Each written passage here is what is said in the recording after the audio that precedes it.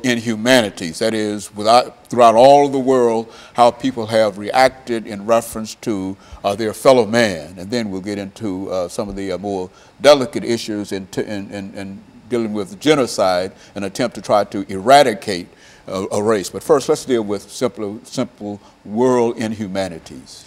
Well, if you're just tuning in the first segment, I mentioned what the difference between a world inhumanity and genocide was. Genocide is killing off a race with the purpose being to eradicate the world of that race. And a world inhumanity is not necessarily to rid the world of that race, but to cause that race pain or suffering. For instance, a world inhumanity would be slavery. They didn't try to kill us all off, but they wanted to work us and punish us and etc. But they weren't just going around killing off African Americans. An example of genocide would be the Rwandan genocide, which I will talk about in the next segment, which was the Tutsis and the Hutus in Rwanda. Another example of a world inhumanity would be the shooting at the gay club in Orlando earlier this week. Now, this might end up being genocide, though, because we don't know necessarily what the shooter's motive was. Like his father was saying that he was trying to get rid of gay people, while U.S. government is saying that it was an attack on the U.S. So no stories are very solid, but I guess since it's a new story and it's still developing, in the coming days we'll probably have an answer as to whether it was world inhumanity or genocide. But for right now, I'm going to count that as world inhumanity. Like a man just wanted to go and kill people and make people suffer. A big world inhumanity that a lot of people in the U.S. are familiar with, and especially Tennesseans, is the Trail of Tears. If you're unfamiliar with the Trail of Tears, it is when Andrew Jackson sent Native Americans west of the Mississippi River to be able to take their land.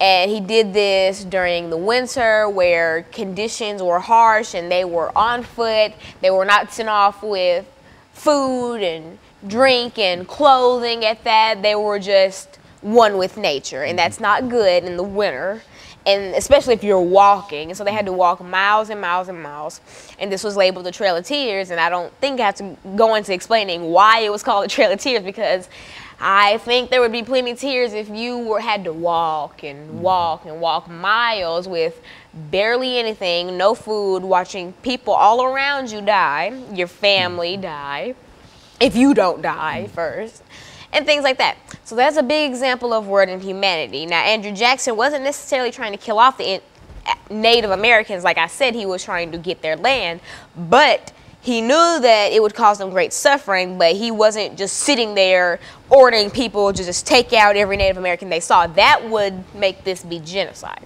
But since he did not do that, this is just world inhumanity.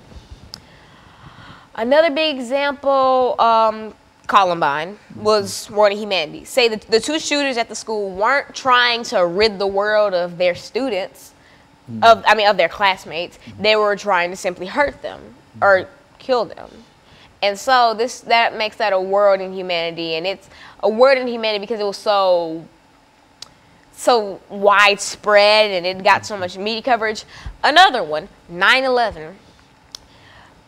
Terrorists weren't trying to rid the world of white people. They were trying to wreak havoc in the U.S., and they unfortunately did. This is another thing that I wish could be counted as genocide, but we never know, because the bombers or whatever, we don't know if they were, what their motives really were. We know that it was an attack on U.S. soil. And so those are examples of world inhumanities, and it's as bad as genocide. It's just that there's a thin line between I want to cause you suffering and I want to get rid of you. Like, I can argue and bicker with you, but I don't want you to leave. Like, you know, Lana, I take in dealing with world inhumanities, I think one of the most important areas here that you mentioned to me earlier has to deal with war. Now, when you consider war in reality is man's inhumanity to man. Would you concede that? And by conceding that, then you can simply look at the various kinds of wars that we've become involved in. And even on a more personal level, I think that when you talk about inhumanity toward man, you can look at some of the things that happen in your everyday life, dealing with children, bullying, and all of those things. All of those things, while certainly they're not as significant in terms of their outcomes, they are important in terms of individuals who've been talked about, who've been bullied, who've been pushed around, and et cetera. And so I would imagine that you would include such activities as man's inhumanity to man, or people's unloving attitude toward people. Would that make sense in terms of what you're trying to deal with here? I think that's the most bullying, childhood bullying at that, is one of the most common forms of inhumanities. You may not think it because it's not very harsh. I mean, a kid pushes you around, calls you names, like, what's that gonna do? That has long-term effects. Like, that kid that you pushed off of a slide could grow up to want to be a mass murderer. Why? Because he has so much hatred in his heart, etc. Things that just build up over time from people like you who picked at him. And so that's another big word in humanity. And I feel like if parents taught their children not to mess with other people's kids and not to mess with other people, just be about your business. Just stay in your little circle of life and let other people be in their little bubble, and we all can just live happily in this nice little earth. But people don't want to do that, especially children. And I know it's a part of being a child. No, being a terrible person is not a part of being a child. Why? Because that's not, well, it wasn't a part of my childhood, at least. I grew up with parents who were like, leave other people alone. Do your work and let other people, if they want to have purple hair and red eyes, let them do that. That doesn't affect you. That doesn't hurt you. So leave other people alone. And I grew up leaving other people alone.